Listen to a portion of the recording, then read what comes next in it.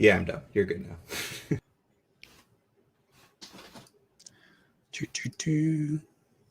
Hey there, Jordan Sheridan here, live with Steve Grumbine. Let me lower my mic so I don't kill your ears. It's been a day. It's been a day. Steve and I are going to talk about a lot of things. We got about 45 minutes. Press that like button. Smash that like button right under the video. You know the drill. More people that press like, the more people that will see this very live stream. Share the live stream if you can. We're being suppressed on every level, which Steve and I can talk about at the end. Also, create a new social media post that we're live with Steve Grumbine. Steve, I didn't tell you we're going to talk about this, but I can't ignore it. So I'll just give my thoughts if you want to chime in. Sure. Bill Cosby was just released from prison, a huge shock. Obviously, he was convicted, I believe, 3 years ago for drugging and raping. By the allegations, you're talking, I don't have the exact number, but well over 50 women. His conviction was one woman in particular, Andrea, I forget her last name.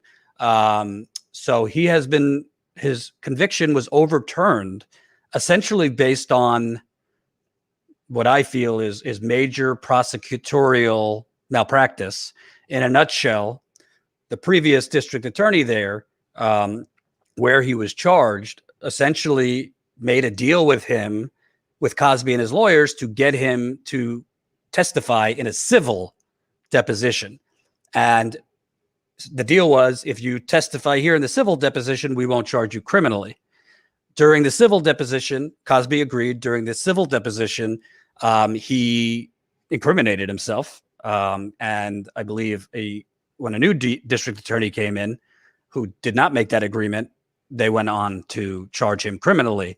But the Pennsylvania Supreme Court overruled it based on the original prosecutor's agreement with Cosby. There's many layers to this. To be clear, it doesn't mean Cosby is innocent of anything. No, the Pennsylvania Supreme Court did not say that. But what it does mean is we have a really messed up judicial system. What it does mean is if a prosecutor makes a mistake, then a convicted rapist who has acknowledged the rape, there's no mechanism apparently in the American justice system for that, the actual crime that has been admitted to take precedent over a prosecutorial mistake. Many things could have been done to this prosecutor who made the mistake, but essentially Cosby is being released based on a prosecutorial mistake, which I believe he should still be held in jail, and you deal with the prosecutor disbarring him or what have you. Secondly, what it shows is clearly, whether it's a white or black man, if you're rich, if you have all the money in the world for high-priced attorneys, you will benefit. And things like this will happen where you get off 3 years into your sentence on what to me is a technicality. If Bill Cosby was not Bill Cosby, if this was just any other black man, he'd be in jail for the rest of his life. Steve, any thoughts before we go? Absolutely. You said it. I mean, he had what number? Almost 50, maybe more than 50. Who knows how many, right? He got prosecuted for one. I mean, there's 49 other cases waiting to happen if they really want to go after him. But if you remember, Bill Cosby said he'd rather serve every minute of that 10-year sentence than admit to any wrongdoing, to apologize to anything. And so this is like a triple slap in the face when you think about it. Not only is it a rich guy getting off, but it's also a guy who we know is guilty because you got the civil suit. But then to top it off, he said, I'm never going to say I'm sorry. I'm never going to acknowledge any of this. And here he is free. What a way to go, huh? What a country. Right. And also, I'm not a woman, obviously. Steve's not. But I could only imagine how his victims I have daughters. Feel. Yeah, you have daughters. I could only imagine how his victims feel, because a prosecutor's mistake should not take priority over victims, in my view. So, we'll have more on that, but we don't have much time with Steve. So I just wanted to address that at the top. Also, I will address Donald Rumsfeld is dead. Good, great. One of the preeminent neocons in American, possibly world history, has a lot of blood on his hands, corrupt as sin, and he's dead. So, sorry to his family, but other than that, he is who he is. He was who he was. He was who he was. And I can't really say anything positive. So rest in hell. And let's move on to the important news. Remember, smash that like button, share this live stream. Steve, it's my fault. We were going to do this earlier, but I was trying to ram a Substack piece through. If you're a Status Quo Substack subscriber, we just posted a new Substack piece. This one's just for paid subscribers because, people are paying for our Substack. We do a lot of ones just for free subscribers, but this one is for paid, and it's my take on Nina Turner and the progressive freakout, and how the James Clyburn endorsement of Nina's opponent actually proves that I was right and the progressives turning on Nina Turner were wrong. So go read it. You have to sign up as a paid member. Go read it. So I want to get into, in part, I was going to go through articles and stuff, but I actually think some of the interviews I did, Jen, myself, John, were just on a 2-week reporting trip. We were actually in the trenches covering exploding homelessness, mass evictions, the continued cover-up of Breonna Taylor's murder, Joe Manchin's corruption, Pennsylvania, Ohio, West Virginia, Louisville. We went through multiple states. Others were, and when I say others, the entire progressive media were, frankly, descending into TMZ bullshit, wars, which I'll talk about at a later date, and not actually covering anything we did. Shout out to Kyle Kalinske, who covered one of the stories we covered. Shout out to the Humanist Report, who covered it. I'll let the rest of the progressive hosts that are essentially engaging in clickbait continue doing their thing. But I wanted to start with this clip because I think it gets into everything. MMT, the corporate media's narrative that everything's getting back to normal, and the cognitive dissonance that the economy is not roaring back in reality, depending on your definition of roaring and for who. So I want to play this clip for you, Steve. Colin, if you could play the clip. I interviewed an African-American man in Philadelphia. He was at a protest. People showed up protesting cops wanting to evict the homeless, still during a pandemic, in Philadelphia. And on the other side of the street was counter protesters, if you could believe this, who were there wanting the protesters to be kicked out, to be evicted, because they were tired of them in their residence. So let's play this clip of my question to him. There's this framing that, we're getting back to normal. Things are getting back to normal. Coronavirus cases are way down. More people are being vaccinated. We're back to normal. Well, I'm going around, and it seems like we're just back to the shitty normal that's only getting worse. If back to normal means we're back to being underpaid, it means we're back to being worked like dogs, it means that they're back to harassing homeless people, you can keep your fucking normal. We need a new normal. And the new normal means it needs to be housing as a human right, healthcare as a human right, looking out for the... I don't know why the people at the top don't understand that when you raise the bottom, the top is going to go up too, right? Because if the bottom is higher, then the top is higher. But this whole we're going to govern from the top down, it's not working. It hasn't worked in the history of this country, right? And until we change the way that we're doing things and we start looking at this in a whole different light, which is where I was going with the counter protesters, right? When they can understand that the narrative that you get when they come out to cover protests and all of that is not always what it is. Those of us who are out here trying to help homeless people, when we talk amongst ourselves, one of the things that we talk about is, well, how can we help the residents also? Because we hear what the residents of Kensington are saying about how they feel that homeless people get more help than they do. How they have issues with the fact that they're suffering too, but nobody seems to care. Some of us do, and we're trying to figure out how we can support them also. But when you stop and look at urgency of needs, right? I think somebody having a house or someplace safe and secure that they can keep their belongings, that they can rest their head so that they can begin to build their life, that's a little more urgent than somebody who's already in a home. So that was in your state, Pennsylvania. And I wanted to play that clip first because we found stuff like that all over. I mean, Pennsylvania, where we were, Ohio, Louisville, Kentucky, West Virginia. There's a lot of parts of our trip we haven't even published yet that weren't live, that were recorded. And to me, what really stands out is, I think you know this, not traveling per se, but just taking the temperature of America. The media is lying and the Democratic Party is lying. And, the Republican Party is always lying, because the normal that they're saying we're back to, I just saw the normal. Homelessness is exploding. We're going to get into this in a bit, but people have been evicted in droves despite the moratorium. But the resistance cheers because the moratorium got extended for another month. But we just found out through reporting on the ground, people have been getting evicted due to loopholes in the federal law. The jobs coming back are mostly not living wage jobs, among other things. So what was your response to basically, a working poor guy on the street saying, not so what they're selling you? So, as you know, there's a lot of bills that are out there, at least discussions about things that we want to do, this big progressive agenda that we want to do. All of it is on hold, basically. There's no one really pushing this.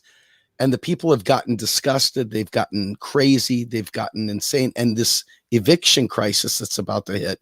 And honestly, there's a forbearance mortgage foreclosure crisis that's getting ready to come on the heels of that.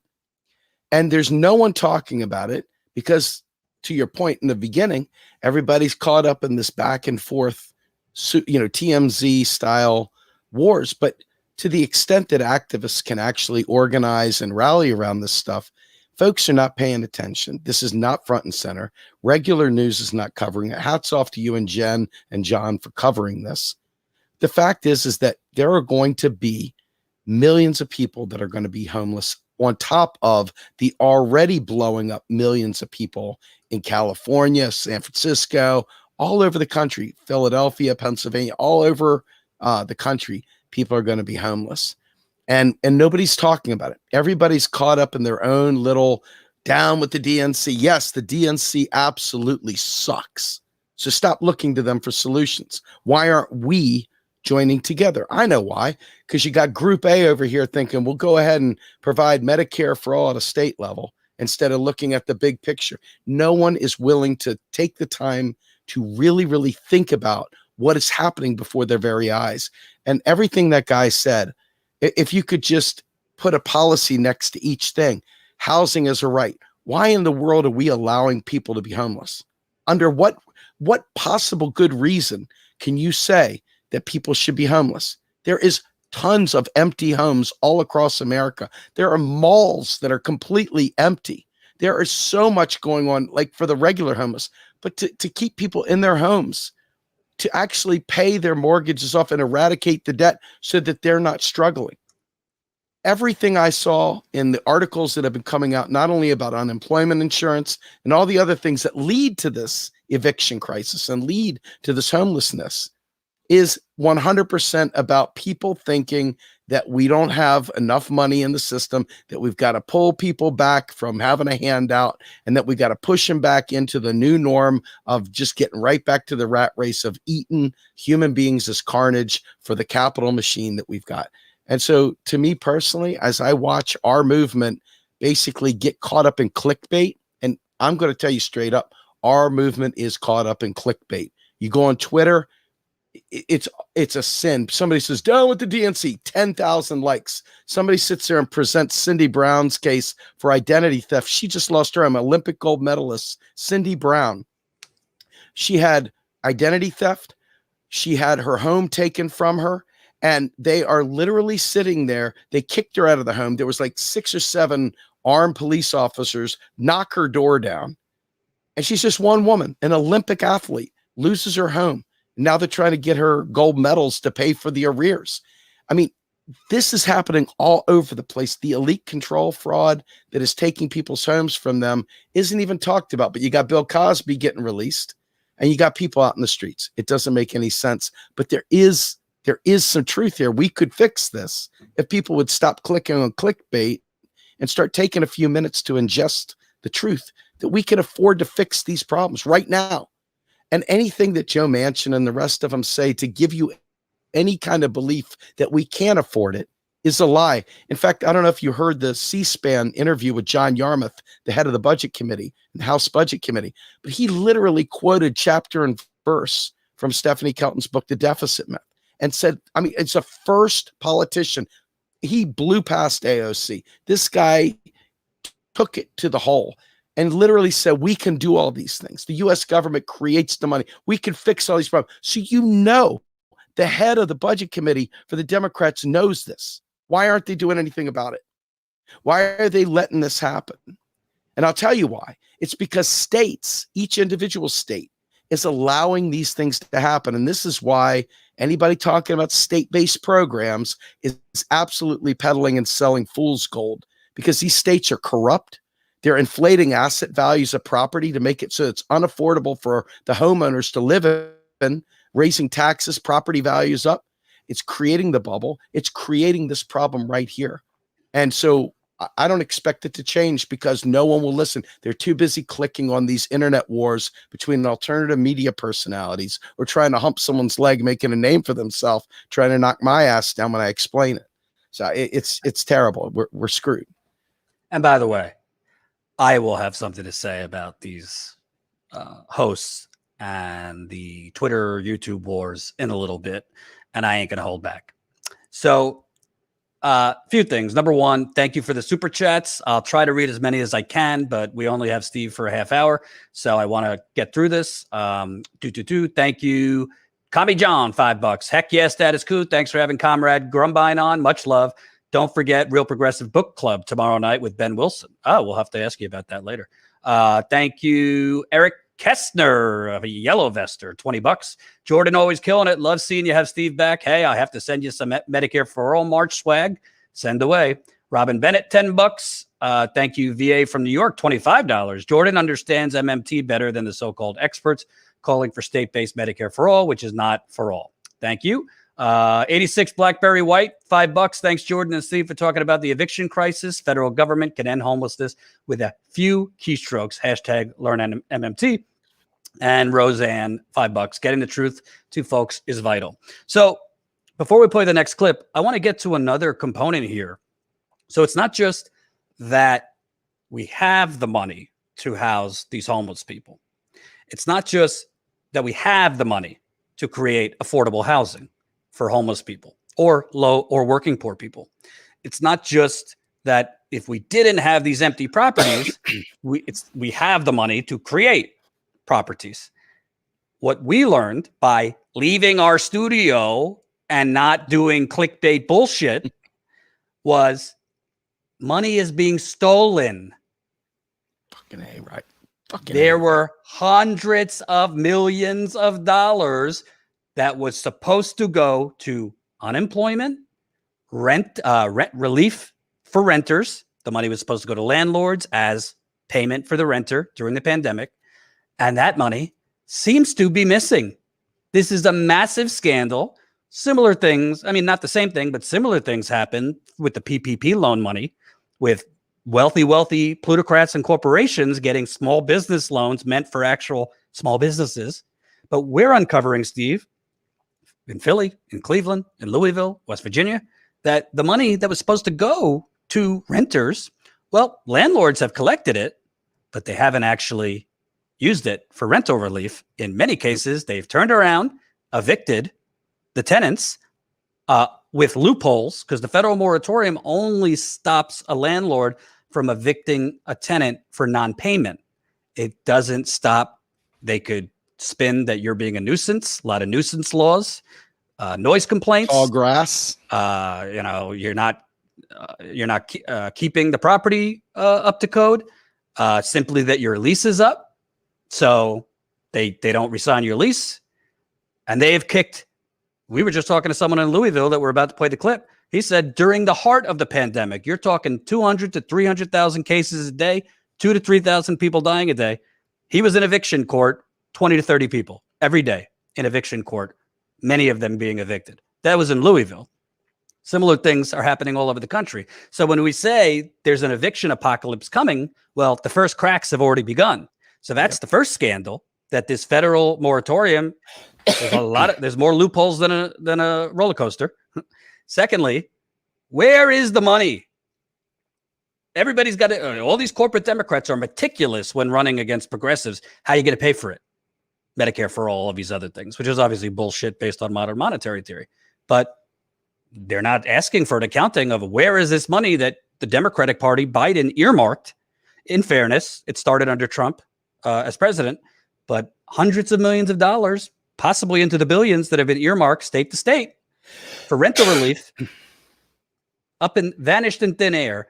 On eviction specifically, Colin, if we could play the clip, I want to show you a clip from a conversation I had with Louisville. He's with the Root Cause Research Center, who they did something called the Eviction Laboratory, and they literally compiled data during the pandemic. It was hard to get of evictions. Let's hear what he had to say. By the way, 320 people watching. Smash that like button. It helps with getting more views. Like button under the live stream. Let's hear what he had to say. And what we found essentially is that there is no eviction moratorium. The loopholes are so large that landlords were still able to evict based on a number of reasons. And so while landlords could not evict ostensibly for non-payment of rent, they could evict for all sorts of other reasons. Mm-hmm. And so what we found is a situation where capital was still moving in neighborhoods. We had massive bailouts for landlords. We had deferred mortgages. And so while capital was still moving, incomes were stalled or stagnant. And so it created a situation where a lot of landlords are now sitting on large reserves of capital, and they want to remodel their units. In order to remodel their units, they are participating in mass evictions. And so they're evicting their entire buildings so they can rehab those units and rent them for higher rents once COVID is over. Mm-hmm. And so what we found is while evictions decreased, we still had about 10% of the evictions that normally occur. So, multiple things here. Number one, that's just the evictions that we know about in Louisville. He said 10%. They could not, they were fighting just to get the data from eviction courts and city government. It could be more than 10%. But even let's say 10%, that's potentially thousands of people that were evicted in Louisville during the pandemic. He didn't say it in that clip, including in January and February, which is freezing temperatures in Louisville. So again, we call it the other pandemic, Steve.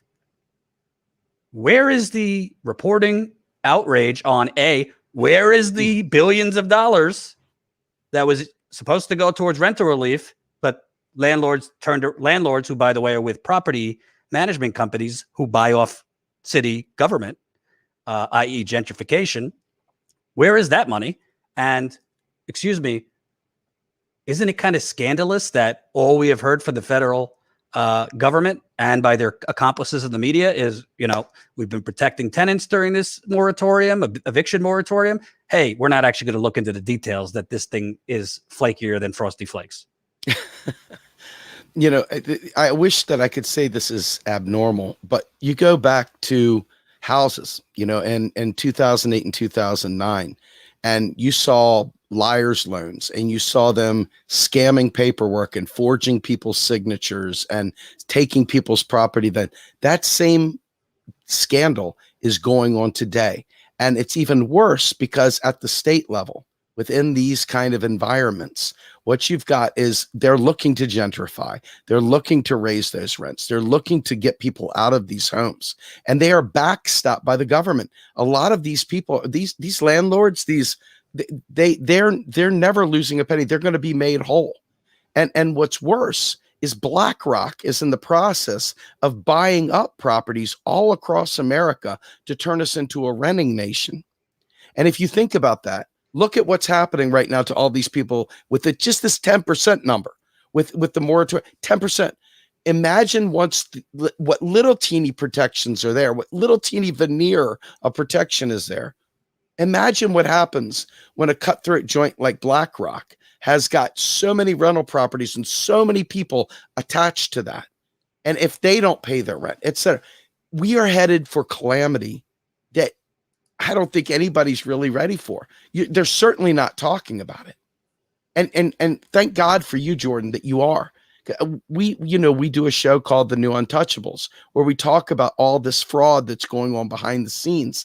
And it is every step along the way. And it's included in the states, the local municipalities who inflate the asset values.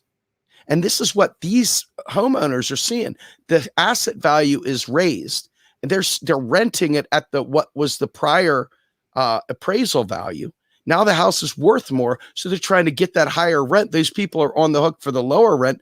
Get them out of there so they can hire someone into the higher rent. And it is just going to keep going on and on and on. And I'm going to I will not slow down on hammering this. People will still clickbait. They will still click infotainment, and they will leave these people homeless while they go around. And maybe it's because they can't understand. They don't want to deal with the depravity of the world because it's too painful. So maybe this is like a drug of sorts to avoid looking at it. I don't know. But you can't say that for the media. The media not covering it is a crime against humanity, because these people have got no voice to begin with. They're already the most vulnerable. And then to not cover it at all, that's insanity. That's criminal. Well, no, they're covering it up. That's what they're doing. They're covering it up. That's what I mean. They're not because covering by it. the way, every single person that I spoke to, well, not every, most of the people that we interviewed have reached out to the media. So it's not like the media is not aware that people were being evicted during the pandemic. It's not like they're not aware that landlords are literally pocketing money meant for rental relief and then kicking mostly poor, a lot of Black, Hispanic, poor whites into the streets. Jen just did a great report from Louisville, happened to be a transgender man, an autistic transgender man. And people say, Jordan, why do you put that in the headline? Stop identity politics.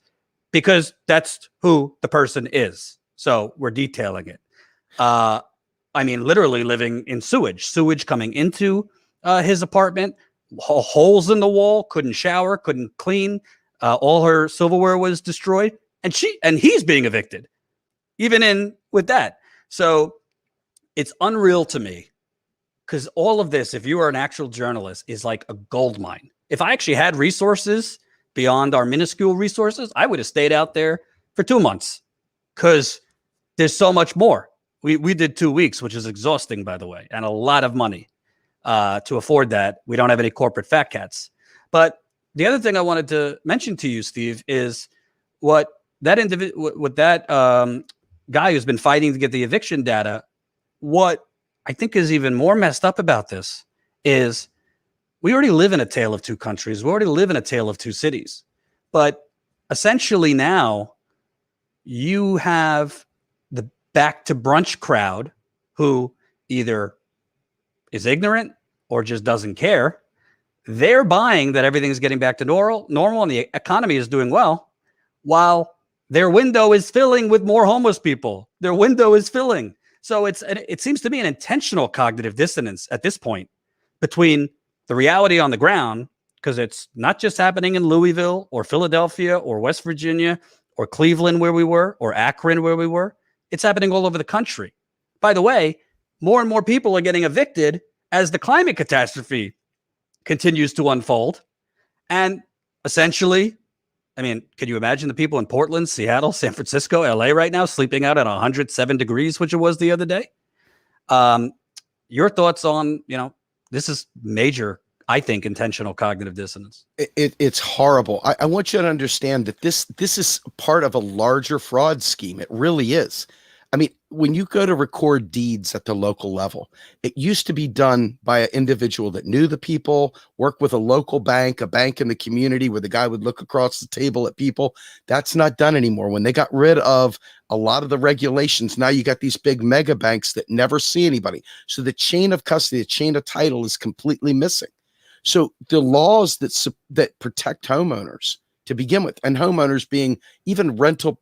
As much as I don't like renting or renter landlords, the idea that some of them are regular people that are renting out their homes and stuff like that, there is so much going on there that there's no chain of title. There's no chain of understanding any of the records surrounding that home. And then the states themselves being so broke, and schools being funded by zip code, et cetera, that they are actually, like I said previously, inflating those values of those homes to get tax revenue to, in fact, be able to pay for those schools. And when this whole bouncing back and forth happens, it literally fuels this eviction crisis.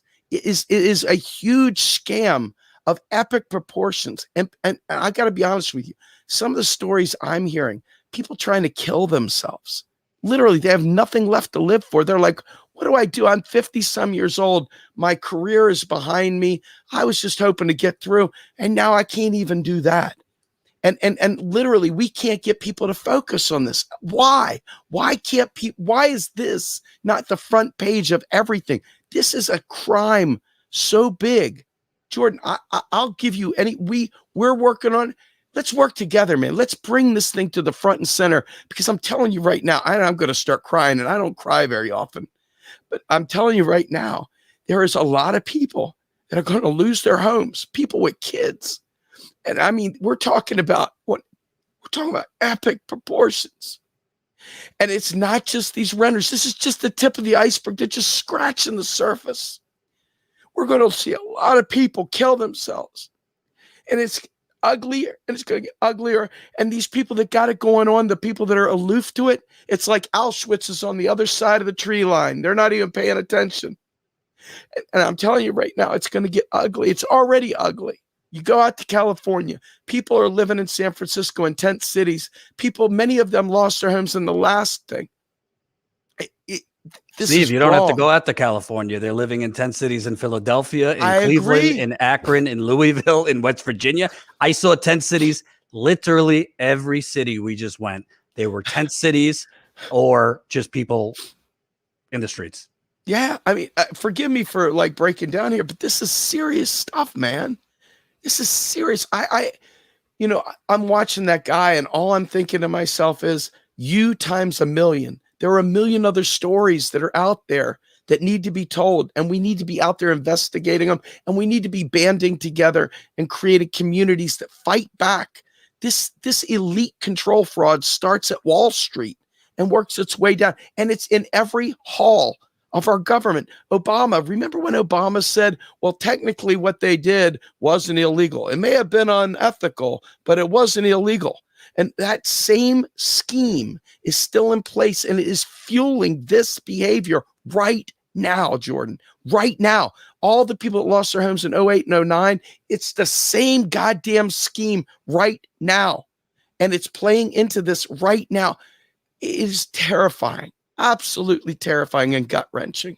I'm going to rapid fire. I want to talk about two more things with Steve, and he's got to go make dinner for his kids. So I got 15 minutes. Colin, can we play the last clip? Steve, I was told, Steve, people, if they get laid off during the pandemic, file for unemployment. You'll get it. You'll get unemployment. We were told this has saved, millions and millions of people. Let's play this clip, Colin. Well, actually, I lost my job in August. Filed for unemployment benefits. Never received one payment from unemployment. Did fall behind on the rent. Reached out to Louisville Metro. They had a eviction prevention program. Submitted all my paperwork to never get resolution.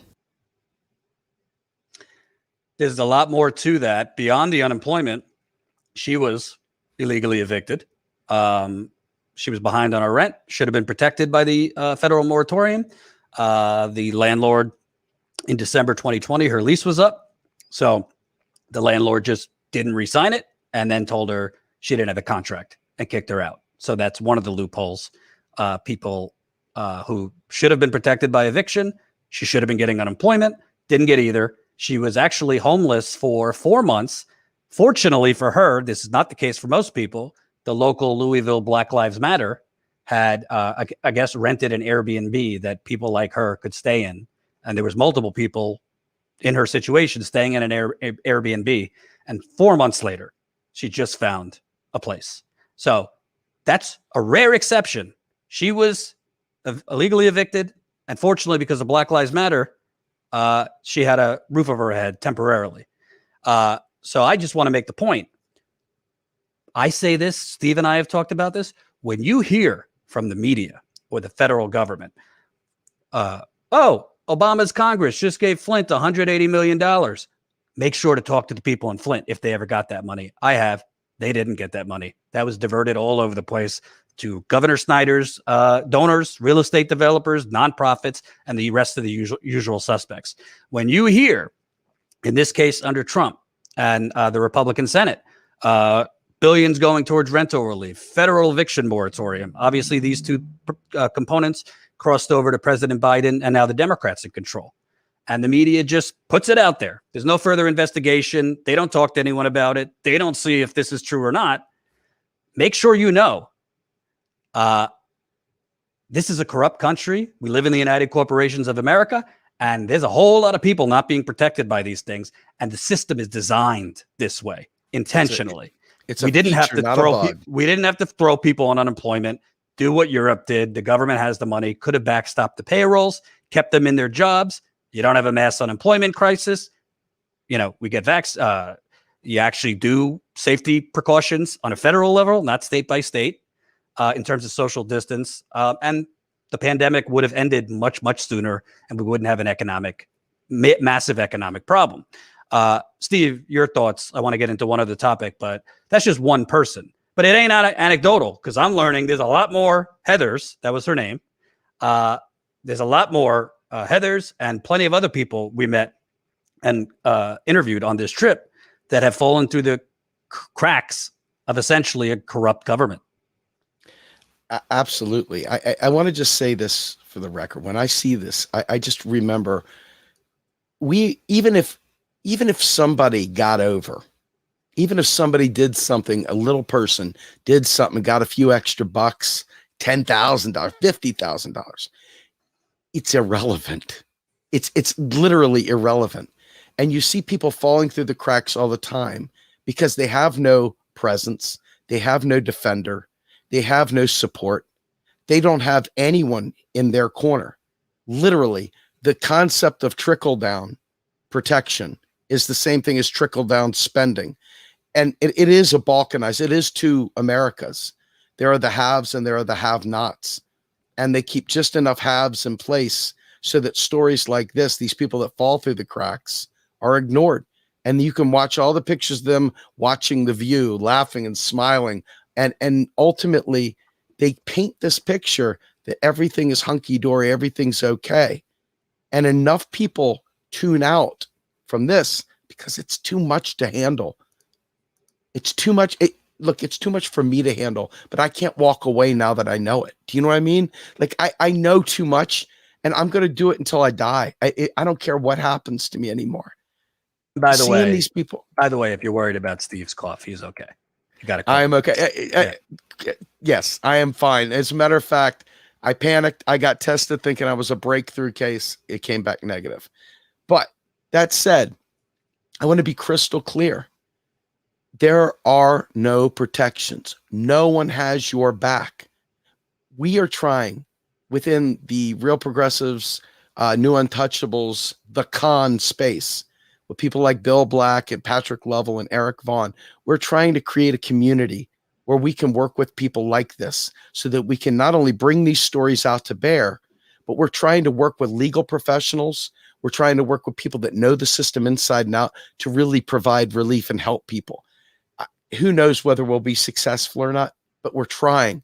And when you see this, I don't think anyone is going to do anything about it at all. In fact, I don't think progressives, our own tribe, I don't think our own tribe is going to do anything about it. They won't take to the streets about this because they're looking for a hero. They're looking for a leader, someone to tell them it's okay to do that. And we need to find ways to work together because these people, they're your neighbors. They're your family. They're friends. They're co-workers. They're people that deserve better. And we're not rallying to their call. And we need to, Jordan. We absolutely must continue to bring these stories forward as you've done.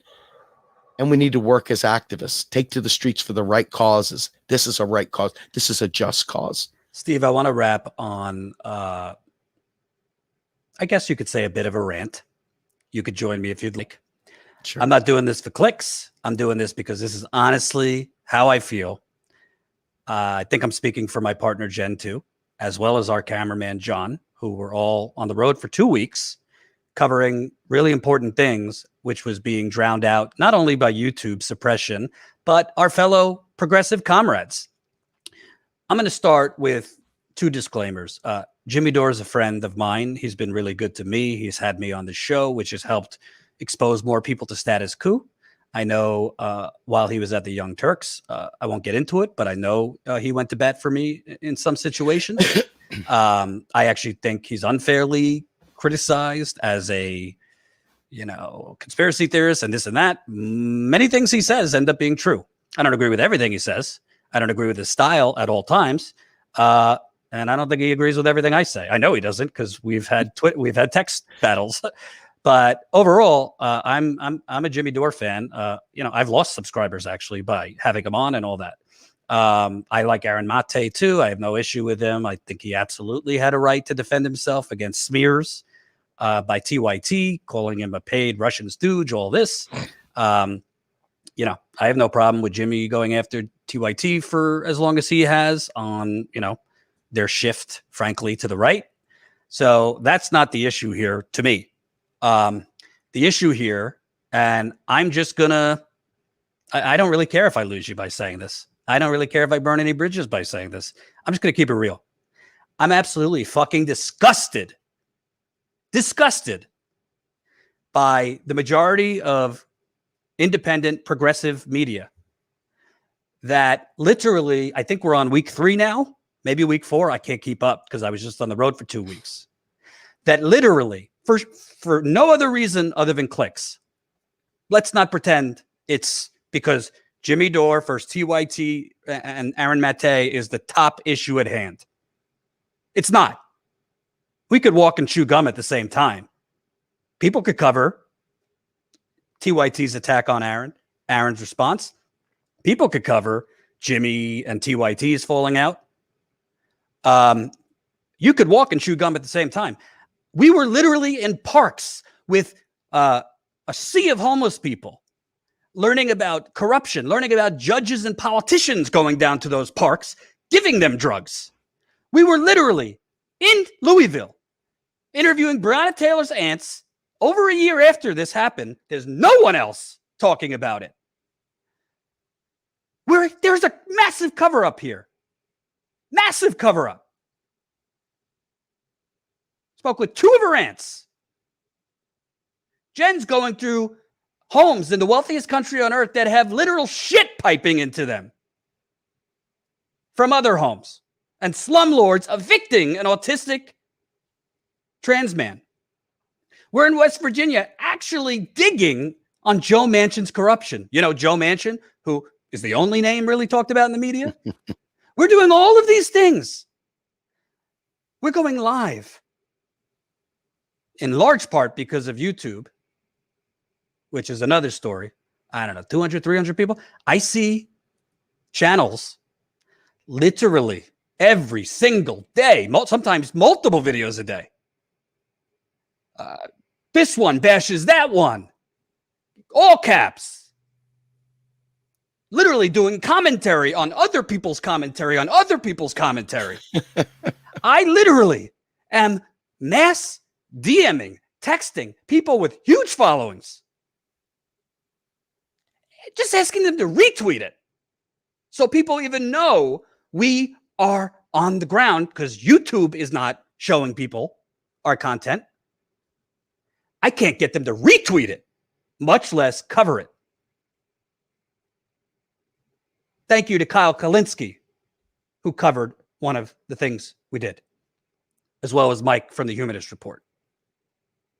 I'm not sending them to retweet or asking them to cover it to grow status quo, to grow my Twitter following. I don't give a flying fuck.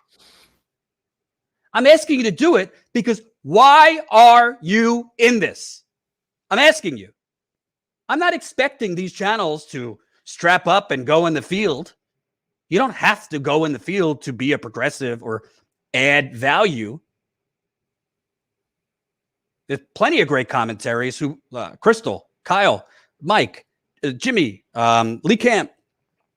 I'm forgetting people. Rational National. But this is what we're spending weeks on as there is a mass eviction apocalypse, as there is an exploding homelessness, as a cover-up is going on in Louisville, as we're exposing that Joe Manchin might have broke laws in West Virginia, which we exposed down there. Don't do it for me or Jen or status quo. You don't need, if you don't want to cover what we're doing in the field, I don't get it. You bash the corporate media, but one of the few actual independent outlets that's in the trenches, you don't want to comment on that. You don't want to respond to their reporting. You'll read Washington Post articles. You'll read New York Times articles. You'll read Huffington Post articles. Hell, TYT made a whole career off of reading Huffington Post articles and reacting. But nobody wants to react to actual reporting done by independent outlets who don't take a dime of corporate money. You know how hard it is to afford going on the road through 4 states for 2 weeks? We probably spent, I don't know, $6-7 grand. That was driving, not taking flights or renting cars. Food, gas, hotels, parking, which is a huge scam in cities across America. Equipment we needed. It is outrageous. And frankly, I don't give a flying fuck if certain channels want to respond to this and whatever, attack me, attack Jen, attack John, attack status quo. I don't care if we're canceled. I don't give a shit. You all should be ashamed of yourself. I'm not mad because you're getting 1,000 live viewers and I'm not. What I'm upset about is the brazen and deliberate of independent progressive hosts essentially to create a softcore TMZ instead of covering real things. If you don't want to cover our segments, I don't get it, but that's your prerogative. But at least cover these things. How many fucking videos do you have to do on Aaron, Jimmy, this, that? It's like this fucking endless hamster wheel. And I don't think it's bullshit, and I don't think it's drama. I think Aaron had a right to defend himself. I think Jimmy, it's within his purview to go after TYT. Frankly, I don't agree with what Jimmy said to Anna, which was a source of contention. I don't think you should joke about women or men's dress at the workplace, even if you are a comedian. I'm glad he apologized. I don't agree with what he did. Even if Anna was, low-key trying to blackmail him. But the bottom line is, we live in possibly the most corrupt country on this earth, the wealthiest country on this earth, where literally we are in a new Gilded Age. We have a corporate media that is literally there to keep this corruption intact. And we need to spend 3 fucking weeks on TMZ. I'm not calling it bullshit, but people need to walk and chew gum at the same time. And for those of you and those channels, and you know who you are, look in the mirror. If you could honestly answer that you didn't do this for clickbait and you didn't do this to grow your subscribers, which many of them have, and you didn't do this to take a cheap shortcut, then you're full of shit. Steve, I'll let you respond before you have to go. I just, as I've told you, we've been working with the new Untouchables to pull out these stories, the ones that you're out there in the field doing. Patrick Lovell and Eric Vaughn and Bill Black and the rest of them have gone throughout the country finding these same stories of mortgage theft and on and on and on, elite control fraud, and people ultimately losing their homes and committing suicide. We have not been able to get any alternative media to even sniff these people's stories out. Not one time. In fact, when we tweet it out, just the same as you, we send it in all these chats. We're begging people, please get this story out there. This podcast that we're doing is not, I'm a bit player in it. I mean, I'm one of the people there. I provide the economic side of it. But these are the stories of people that are really still going through this. One woman literally tried to kill herself over the stuff. One woman did kill herself, blew herself away, named Addie Polk. We have been trying so hard to get these stories out there, and they can't be bothered. They literally can't be bothered. And you know what? I'm so over it. At night I've been mocking them on my, because it's like I am so tired of watching people click down with the DNC, 20,000 likes, or hey Anna, blah blah blah, 50,000 likes, 1 million retweets, and then you have something like this, and you literally can't even get a quote unquote ally to fucking take this goddamn story and fucking help give it some fuel. I don't give a shit about me. Dude, I'm a guy that's a dad. I work from home with my kids. I'm not here trying to be some other thing. I'm what I am. I've been doing this for 7 years. I'm looking to get these people's stories out there. And that's what we're doing. And not one of them has said, oh my God, what do you guys even have there? They don't give a flying fuck. And it literally is dealing with not only the state people that work on the mortgages and the rent and so forth, but it's also the prosecutors and the victims themselves. And not one person, not one has reached out and said, what about this? We got Dennis Kucinich coming up. We've got Michael Perino, who wrote the book Hellhound of Wall Street. We got Thomas Frank coming up. We got a bunch of these big names, and these people still won't cover it. These guys are sitting there. They're part of it. They're helping us investigate this stuff. Tell And people where tell people where they could find this. Come to realprogressives.org. We're a nonprofit. We're not just a bunch of Facebookers, guys. We're a nonprofit fighting for this, and we need your help. I'm not just talking about money. This is not what I'm talking about, getting this word out. We're doing this because we're really trying to save lives. And if you guys are more wrapped up in the TMZ world of clickbait, you're going to find what we're talking about very, very hard, because we're not dealing in clickbait. It's nonstop shit sandwich of reality. And I'm begging you, if you give a shit about people, help us share this. New Untouchables. It's so, so, so important.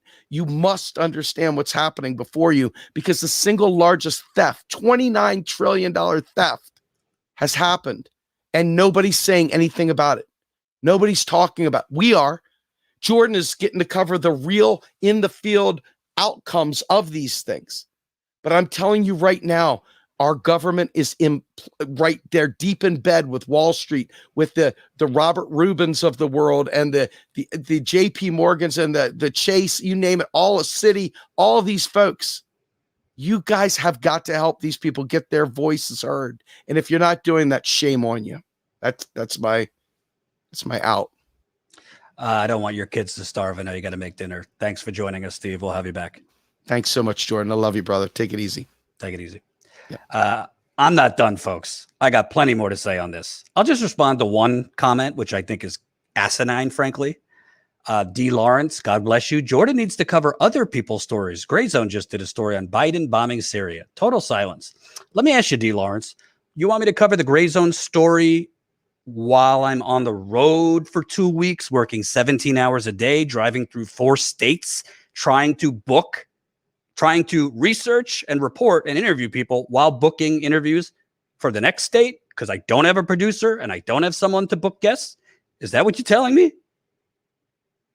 I've covered stories from other outlets many times, but I don't know if you know, when you're reporting in the field, you're kind of busy and you don't have time to even read articles outside of what you're covering to prep for interviews. So I just think that's really a short-sighted comment. I want to say a few other things. Somebody asked, why don't you say who you're talking about? I'm deliberately not saying who I'm talking about. Not because I'm a chicken shit. I do not give a shit. I don't want to give them any more clickbait ammunition. That's the legitimate reason that I'm not saying who I'm talking about. But I think everybody here is smart enough to know there's a few channels, just look it up, who have been covering Jimmy, TYT, Aaron into perpetuity for 4 weeks. I'm not interested in giving these channels more room to, then I get in the cycle and this and that. I'm kind of with Kyle Kalinske. I didn't watch his whole video today, but he did a video. I don't want to get involved with this shit because I'm covering real shit. Sorry. But I'm not going to hide how disgusted I am. Secondly, this is another big problem. And it's one of the main reasons, and Jen's not here, and John's not here, but we talked about this on the road, the three of us, because we just were on the road for 2 weeks. By the way, you might have not seen that we were on the road because YouTube's not showing you. After this live stream, check the videos. We did interviews in 4 states, homelessness, evictions, people getting the Breonna Taylor cover-up, Joe Manchin's corruption. One homeless person that we interviewed, a construction worker who was laid off during the pandemic and has been sleeping in a park in Philadelphia with other homeless people for a year. Because of our interview with that homeless man, and Kyle covered this, a viewer reached out and now he's on the verge of getting a job because we took the effort to go and speak with him. But there's another reason I'm so fucking fed up. And this goes way beyond status quo. This goes way beyond the fact that I can't get major people to even share the content we're doing, much less cover it. I said after the 2020 election that the corporate media is the main, not the main, but one of the core vessels that rigs elections against progressives. Did you not hear MSNBC, CNN, the New York Times, Washington Post, Associated Press, Daily Beast, BuzzFeed, and the rest of them stuffing down every human being's throat watching them that Biden was the pragmatic choice, Bernie's a radical, Biden is a pragmatic choice, Bernie's a radical, Biden's popular in the Midwest, Bernie's not, Bernie's a socialist, Bernie's this, on and on every single day. Did you not hear that? That shit has an effect. Did you not see after Obama cleared the field? After South Carolina during the Democratic primary, literally CNN and MSNBC essentially serving as a super PAC? As a super PAC for Biden? Literally holding rallies with Pete, Amy, Beto, Biden, wall-to-wall coverage of all these people stepping out right before Super Tuesday. And essentially not even hiding that they were cheering on for Biden to win on Super Tuesday and stop Bernie's momentum. Hell, Chris Matthews at MSNBC was comparing Bernie winning the Nevada caucus to the Nazis storming Paris. So when you have, let's just stop calling it media. When you have a massive corporate hijacking of the information airwaves that Americans and voters consume, that's what we're living in. It's not journalism. It's a massive corporate hijacking of the information system, digitally, cable, TV, print. When you have that, it's already an uphill battle for independent outlets to even compete with that. When I say compete, I'm not talking just about financially. I'm talking about countering the propaganda so that the truth can get out. It's already a massive. It's David versus Goliath times 10 to compete with that. That's why I've said it for, I think, 2 years, but specifically after 2020, I'd like to see progressive networks hosts come together, whether it's a network, more collaboration, whatever. I think a network is the way to go, where people have set time slots so everybody's not going live at the same time, and people could elevate each other's work, and you could build from there. Maybe it starts online, maybe it shifts to TV, so we could reach more people, including normie older voters. But this uphill climb that we have, the progressive media is self-sabotaging itself.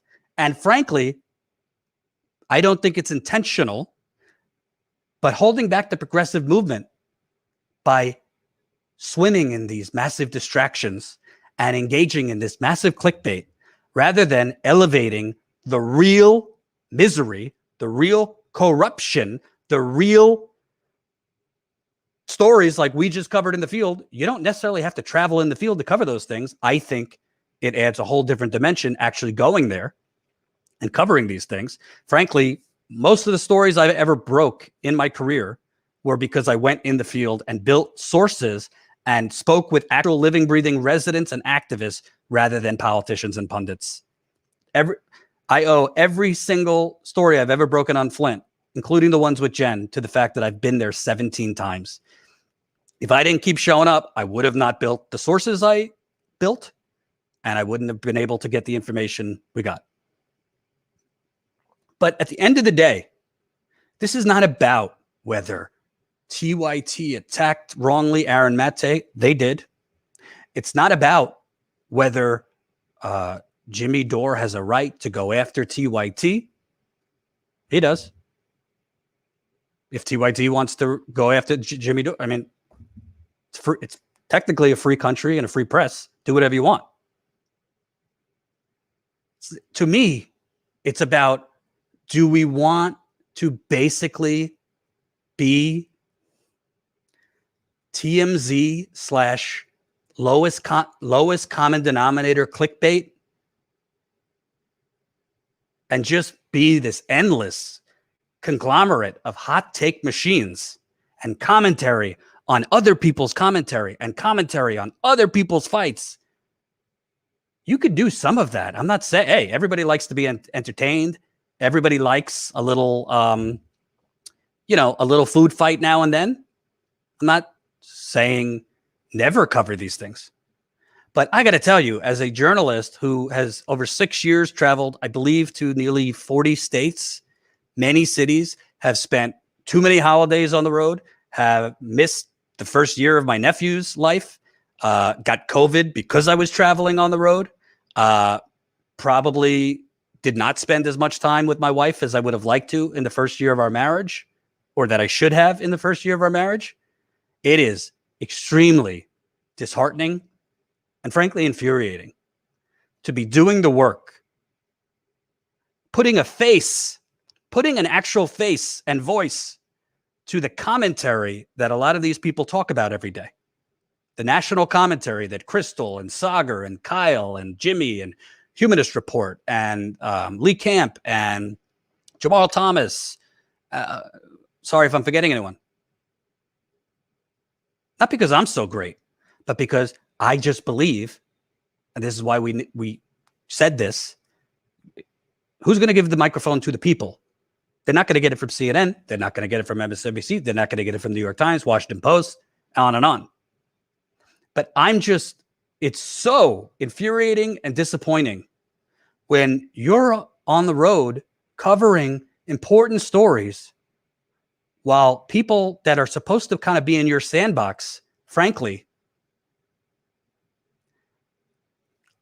are elevating Twitter and YouTube wars.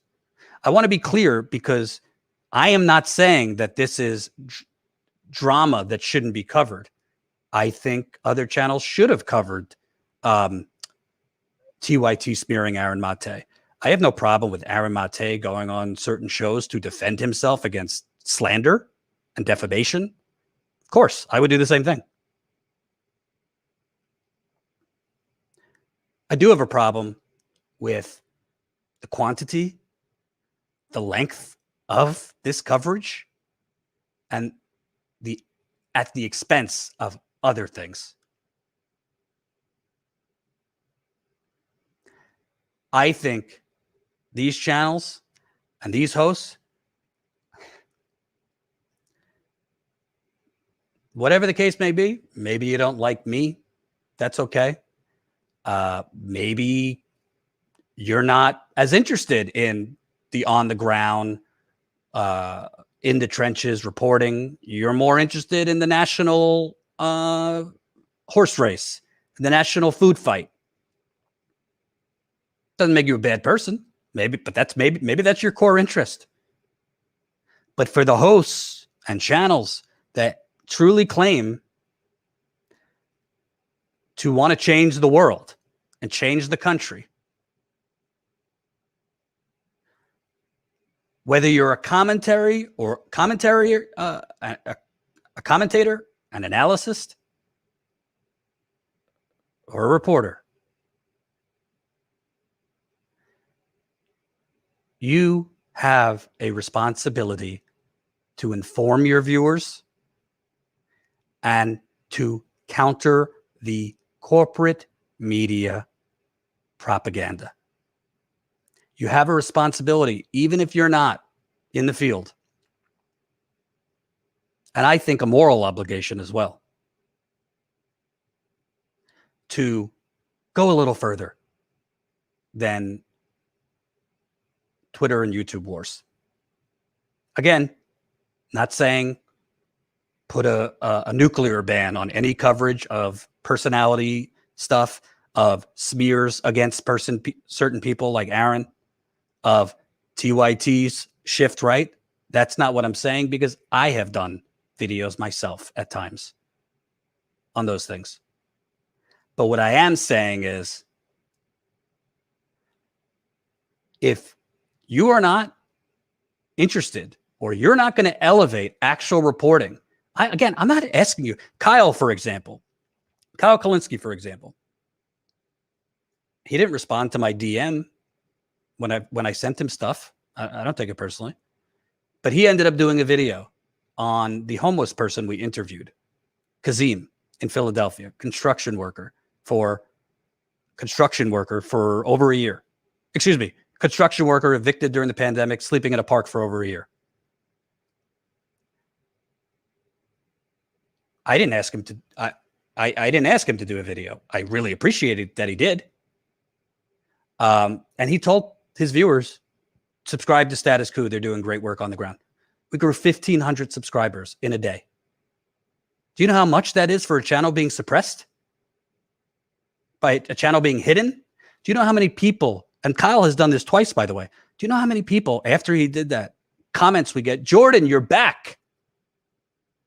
Old viewers from TYT who were not aware this existed. We've been going since 2018. They've never once seen it. Once on YouTube. Why is that important? Not because, we could, on the count, it shows us at a higher subscriber count. That's not why it's important. It's important because Kyle actually cares, and he's not just a clickbait machine, and because he doesn't have an ego the size of Texas and is willing to elevate others, we now had 1,500 more people who can be exposed to the reporting we are doing. Again, not because we're so amazing, but because it's the stories that matter. By the way, I'm making 50 grand less than I made 4 years ago at TYT. Jen is making a lot less than she made in her marketing career. Colin is certainly not making massive money because we have grown through you. We have not taken corporate money. We don't have any fat cats funding this. The bottom line is, if these folks are more interested in getting clicks, if these folks are more interested in keeping, Twitter wars and YouTube wars, that there is some validity to covering it initially. But if you are more interested in essentially playing progressive while ignoring actual progressive issues on the ground, ignoring actual human issues on the ground, ignoring actual corruption on the ground, ignoring injustice on the ground, then frankly, at the end of the day, I think you should reevaluate what your purpose is in this line of work.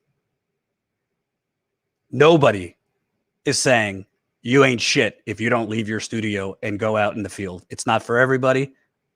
It doesn't make me greater. It doesn't make greater than anyone. But I am saying, if you actually want to change things in this country, in this world, think about what you're covering, how much of it you're covering, and who is your priority. Is it the struggling people in this country? Or is it to feed a clickbait sensationalism TMZ machine? And frankly, I don't care if I'm attacked for this. I don't care if people call me a sellout. I can give two shits if you unsubscribe. Because nothing I'm saying is untrue. And frankly, I'm disgusted. And I know Jen is too. And I know John is too, our cameraman. We were all absolutely, I literally was dumbfounded. Literally doing 4 or 5 interviews a day, then driving to multiple states and turning on YouTube and seeing the live streams that were going on and seeing the topics. Shame on all of you. And that's all I have to say on the matter. Thank you for watching.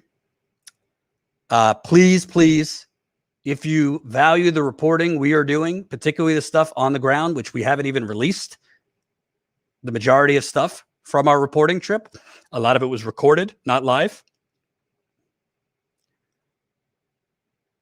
Please support Status Coup. Statuscoup.com/join. Statuscoup.com/join. It's a whole lot of channels asking for your money, sending you a lot of fundraising emails, asking you to be a Patreon, this, that, or the other thing. I say if you have the money, support whoever you want. But I will say directly, if it were me, I want to support the people showing, not telling. I want to show the people in the trenches, support the people in the trenches. We need your support to grow. We're dealing with multiple obstacles, primarily YouTube. We got 120,000 subscribers. When we're live, we should normally be going to 700 to 1,000 people. We're lucky if we crack 300 most days. We have a sea of people emailing us. We didn't get a notification for this live stream. We didn't get a notification for that. If that's you, please email us the screenshot of the live stream, another screenshot of your notification queue that doesn't show a notification from us, your YouTube username, and if you click on your YouTube page that has your username, the URL at the top, youtube.com/whatever it is. You can email that at info@statuscoup.com, info@statuscoup.com. The second thing, we're in a distribution war right now. We're in a deliverability war. Our videos, our live streams are not getting to our subscribers. If we're lucky, maybe 20 to 30% are getting notifications when we're live or when we upload a shorter video. I need every one of you. Sign up, statuscoup.com/text. Statuscoup.com/text. We will text you when we're live. It is the only way we've been able to even partially get around what is clearly a massive suppressive effort. I'm happy for these channels with 15,000, 20,000 subscribers that are getting 700 to 1,000 live viewers. It doesn't make sense for a channel with 120,000 doing similar content, only in the field too, to be getting on the road. We were getting like 150 to 200 live viewers. We interviewed Breonna Taylor's aunts in Louisville, Kentucky on the cover up and got, I think, like 220 live viewers. That doesn't make sense. You want to know how I know? Because I did the same exact type of stories in the field 4 years ago at the Young Turks, before YouTube started this strangulation machine of independent media. And we were getting much bigger views, much more subscribers, doing the same exact thing. And by the way, what I'm asking you to do, statuscoup.com/text, costs us a boatload of money. All these text programs to build a text list are very expensive, but we're willing to spend the money that we don't have, frankly, so that you at least know when we're live. You could also go to statuscoup.com and sign up for push alerts. You'll get a pop-up, sign up for push alerts. That way you'll get an alert from our website too. Basically, we got to hit you, whether it's text, email, or a push notification, because that's the only way people are going to know we're live. And thank you for the super chats. I'm sorry if I missed any. Let me go through. Thank you, Peace Walker, $10. Thank you, Jordan Jen, for all your hard work. Levon, $4.99. Like I've mentioned before, there are some progressive outlets that you don't respect. Isn't it time to patch up the difference? No, I don't respect certain. This is just in life. If I don't respect you, if I don't think you are a good faith actor, if I think in some cases you are dangerous, what do I have to patch it up with you? You watch whoever you want. If you want to watch certain channels that I don't respect, that's fine. I'm not telling you not to. But no, I'm not going to patch up things with channels that I don't respect, channels that I don't actually think are progressive, channels that I think are pushing disinformation and not correcting it. No. Call me a journalist, but I'm not going to do that. Peace Walker, $10. Thank you, Jordan and Jen, for all your work. Thank you. Don't forget John and Colin. Eric, $5. Keep up all the good work, guys. A progressive news network needs to happen. Totally agree. I agree. Thank you, Alex J, 40 pounds. Thanks for all your hard work, Jordan. You deserve far more exposure for the things you cover, particularly on Flint. Thank you very much. Thomas, 1999. I agree with you on this issue. I've watched your videos and some are way too long. You need to clip your videos better. If people are not watching your videos, not counting censorship, you have to take responsibility for that. Yes and no, Thomas. Yes and no. So I actually had a conversation with Colin, who edits our videos, saying, let's try our best to top it out maybe at 10 minutes for most videos. Live interviews is live interviews, so it'll go as long as I want it to go. But for shorter videos, I agree. But the thing is, I happen to know a lot about YouTube.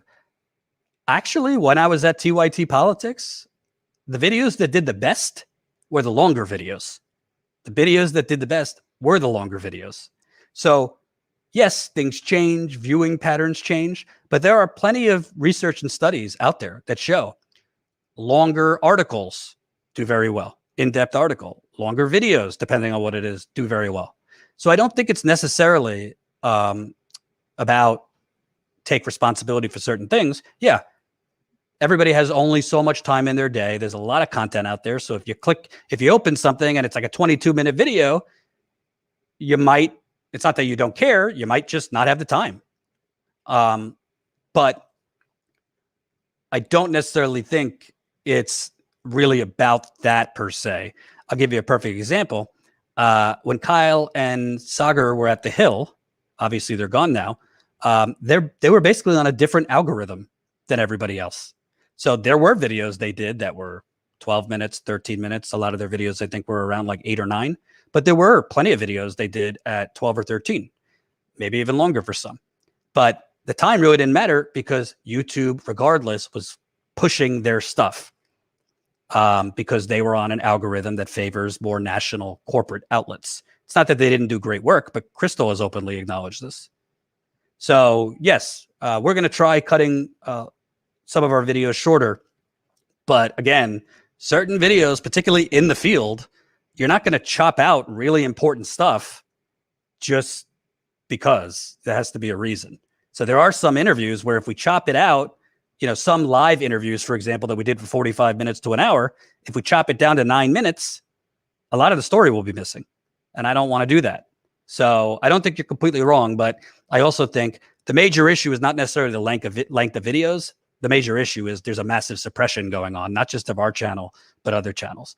I mean, Kyle even made the point in the video that he did covering one of the stories we did that Status Quo in particular has been harmed and screwed with affecting us way more than him and other channels that had the benefit of growing massive followings before YouTube changed its algorithm. Doesn't mean they're not affected at all, but he even pointed out we're getting it on the chin way worse than most. So I don't think you're completely wrong, but there's a little context. Max, $4.99. I love your guys' work, and I've been a member since I heard you on a podcast last year. Keep up the great work. Heart. Thank you. for being a member and your support. Lana Dell hates the clock, $10. Appreciate your work. Appreciate you. Thomas, did I miss one? Hold on. I think I got everyone. If I didn't, email me at info@statusquo.com and I'll read them on make YouTube suppression a story, Jordan. Do you know how many times I have reached out to people about the suppression, giving them facts, data, and they don't cover it? We could write about it, but that's not going to do anything. We need other hosts and other outlets to do something about it. Really, the only people that have ever covered the massive suppression against us is Kyle with Secular Talk and Matt Taibbi and his Substack. That's it. So, Steve, I'm a member and I'm telling you video length matters. Can't blame that on suppression. Yeah, like I said, I'm not discounting that. That's why I already had a conversation with Colin about trying to make shorter videos. What I am saying is I did the same exact thing that we're doing now 4 years ago, and the videos were just as long. It actually had a positive effect. So it's not all about the length of a video. It's also about, is there an invisible lever being pulled to strangle your channel?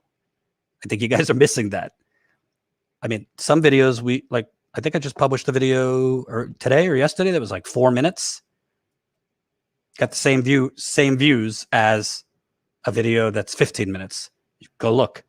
We've literally posted 1 minute YouTube shorts that got anemic views. So it's not as black or white as you think that it's the video length. We've played around with shorter videos and it has not changed the view count.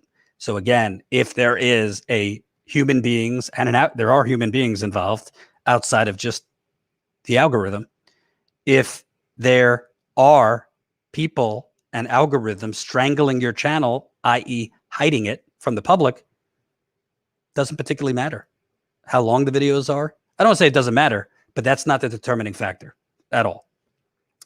All right. I've gone on too long. I really appreciate your support. We really appreciate everybody who supported our reporting trip at the small amounts and big amounts. We really appreciate the people that were watching, that were sharing, that were spreading the word. Again. Oh, there goes my, that keeps falling. They don't call it, grassroots media for no reason. There, my light bulb keeps falling. I really appreciate, again, Kyle for his coverage of one of our stories, Mike from the Humanist Report for his coverage. I've had some other, smaller outlets reach out for interviews.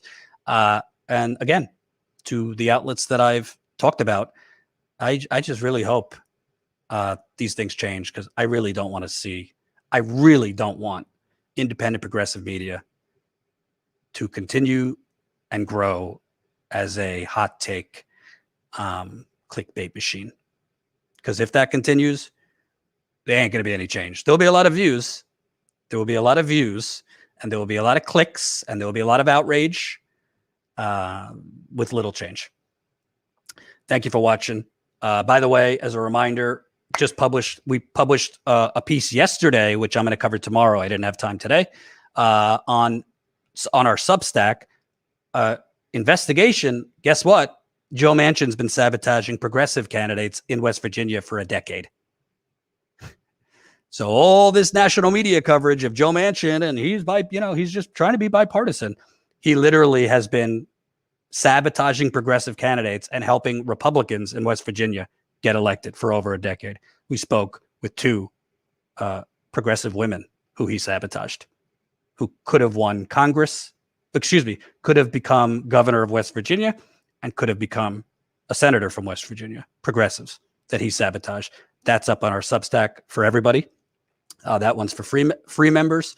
And I just posted a commentary piece today on Nina Turner and James Clyburn's endorsement, and why I think James Clyburn's endorsement against Nina Turner for her chief opponent kind of proves my point that I was saying last week, that I think progressives calling Nina Turner a sellout and a fraud, and she's already a sellout and she's already a fraud.